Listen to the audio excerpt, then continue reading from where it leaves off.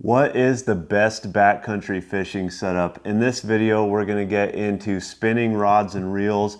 I have another video about fishing tackle and another video about multi-tools for fishing the backcountry. As soon as I get those edited, there will be a link in the description down below if you want to go check those out. So let's get into it. As a caveat to this video, I just want to mention that you don't have to run out and spend $90 million on new fishing gear. Whatever gear you have that gets you into the backcountry is the best gear. But I do think we can immediately eliminate several options. First up, I would not bring something like a bait casting rod and reel or a bass fishing setup. This one in particular is for trolling. It has a line counter. These are a little bit cumbersome. They don't cast as far as a spinning rod and reel, and they tend to get, nested up here if you're not proficient at using them. This just is not that great a choice for fishing backcountry lakes. Next, I would not bring something like this. This is a heavyweight 10.5-foot rod with a size 6,000 saltwater reel on it with 60-pound braided line. Look at this thing. It's like the size of my head. It's gigantic. This probably weighs a couple pounds on its own. Not to mention, it's so long that it would stick up way out of your backpack. You will catch fish with it, but you don't need a gigantic rod and reel like this to catch little 12-inch trout in the backcountry. This next item might be the first thing some people picture when they think of bringing a fishing setup into the backcountry, and that is a telescoping rod and reel combo. Yes, it does pack down relatively small. This one is maybe 13 or 14 inches, and it's not all that heavy.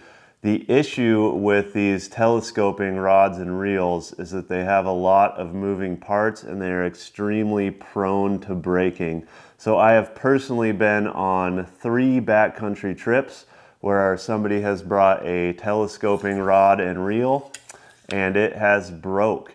And for the rest of that trip, they were unable to fish while I was out there slaying trout. For that reason, I cannot recommend a telescoping rod and reel. Another honorable mention that may or may not be good is a travel rod. A travel rod is a fishing pole that breaks down into 3 or 4 sections depending on the length of the fishing pole that you buy. So an advantage of a travel rod is that it's going to break down really small and be easy to pack. But the problem with it in my mind is that it might have the same issues as a telescoping rod where there's lots of pieces to put together and it might be prone to breaking. I don't have a ton of experience with travel rods, so I can't speak to the effectiveness, but maybe I'll pick one up and we'll do a video about how good those are. And the last backcountry rod and reel that I just cannot recommend is your 3-year-old's Spider-Man fishing pole. Yes, it is small and yes, it is lightweight, but it is 100% plastic. And from a durability standpoint, I just don't think I can recommend this one. But if you want to look badass while you're fishing, this is the way to go right here. I got one. There are other options for fishing the backcountry, of course, such as a tenkara rod or a fly fishing setup, but this video is about spinning rods and reels, and if you are into tenkara or fly fishing, you probably drink chai tea lattes and wear your wife's shoes. Just kidding, just kidding. Okay, back to the video. If those are the options that I would not recommend for a backcountry fishing setup, what do I recommend and what do I personally use? I'll show you my personal setup here in just a minute, but let's start with the fishing rod itself. For the fishing rod itself, I would start with a 5 to 6.5 foot ultralight 2-piece fast action rod. This will give you several advantages. Number 1, it is going to be extremely lightweight, probably just in the 3 to 5 ounce range. Number 2, it's going to be extremely versatile because you chose the fast action. You could fish a float out in a lake, you could fish spinners, spoons, and because of that fast action, you can fish little trout jigs, which I have had tremendous success with in the backcountry. Also with that 5 to 6-ish foot range pole, when you break the pole down into two pieces, each piece is only going to be about 3 feet long. So when you put it in your backpack, it's not going to stick up super far, and it's not going to get caught on brush and snagged and pull out. Now, what's the best reel to put on that fishing pole?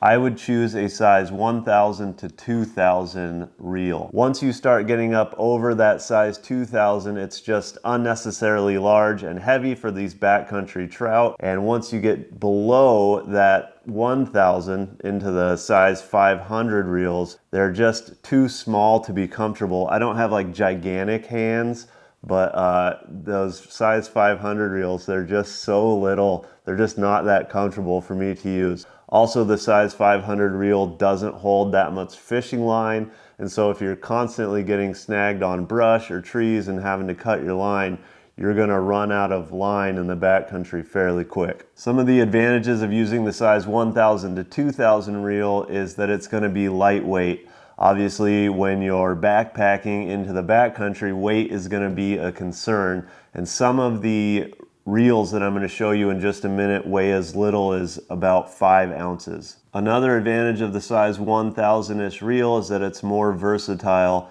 It is, like I said, lightweight, so catching those 12-inch, 14-inch backcountry trout is still exciting with that 5.5-foot pole and that size 1,000 reel, but you can also handle the occasional bigger trout that you'll find in a select few backcountry lakes. The size 1,000 reel is also going to be more comfortable in your hand just to use, and that size 1,000 reel will hold plenty of fishing line.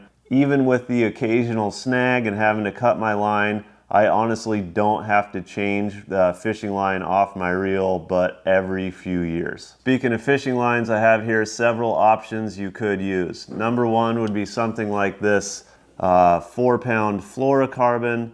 I am not a big fan of using fluorocarbon in the backcountry. In my experience, it doesn't hold up to the brush and the rocks as well as these other two options. It's just more stiff and brittle than say mono or braided line. Probably the most popular fishing line across all of fishing in general is going to be monofilament line.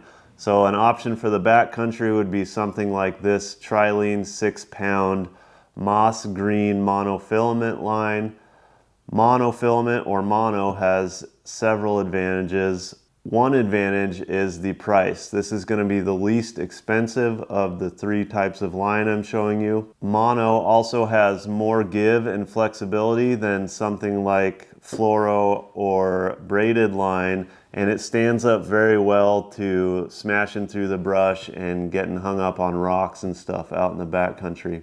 This is a pretty great option. And lastly, the one that I recommend and the one that I use on every trip is a 6-pound moss green braided line. The reason that I use braided line in the backcountry is because I think it beats both fluorocarbon and mono in multiple scenarios. Number one, braided line is more durable as far as smashing through brush and rubbing up against rocks and logs out in the backcountry. Braided line is lighter weight than either of these two options, and I can fit more of it on my fishing reel, which means I don't have to bring extra line out into the backcountry. It also casts farther than either of these two options and is more versatile as far as what I can do with it. So I have used this under a float, I've used this to twitch jigs, I've used this for spinners and spoons, and you notice here I'm not using a giant name brand you'd find from a box store. I find this on Amazon, so this is significantly cheaper than something you're gonna get at like Sportsman's Warehouse, and I have never once had an issue with it. I highly recommend this Cast King Superpower Moss Green 6-pound braided line. Nobody freaking paid me to say that. I've been using this for man, 6 or 7 years. I absolutely love this line. If you want to go check any of the stuff out in this video, I'll put links down in the description, but highly recommend braided line, 6-pound in particular for the backcountry. Okay, let's get into some specific recommendations. For a more budget-friendly setup, I have really enjoyed this here. This is the Shimano Sojourn rod matched with the Cast King Centron reel. The rod itself is 5'6". It's a fast action ultralight 2-piece rod. And the reel, I know I talked a bunch of shit earlier, but this is a size 500 reel, and I've actually really enjoyed this.